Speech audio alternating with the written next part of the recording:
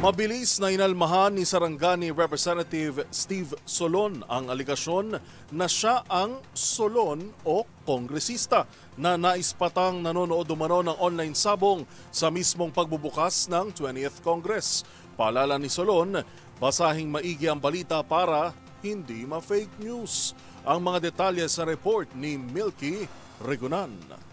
Maring itinanggi ni Representative Steve Chongbian Solon ng Sarangani na siya ang congressman sa viral na mga litrato na nahuling nanonood ng online sabong habang unang araw ng sesyon ng 20th Congress.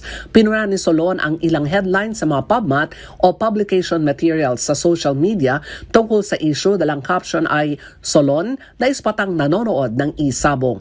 Ayon kay Solon, dahil dito inaakala tuloy ng ilang netizen na siya ang naturang mambabatas dahil sa kanyang apelyido. Paalala niya sa publiko na unawain ang mga binabasa at mga caption. Ang Solon ay isa sa mga tawag sa mga mambabatas o lawmaker.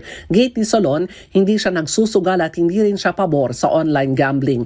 Sa gayon ay palaisipan pa rin kung sino ang naturang kongresista na nanonood ng online sabong noong unang araw ng sesyon ng Kamara habang naghahayag ng kanilang boto sa speakership race. Isa pang sidelight, meron din daw nanonood ng online na bilyar habang nagsesesyon. Para sa MBC TV Network News, ako si Milky Regunan, una sa Pilipinas, una sa Pilipino.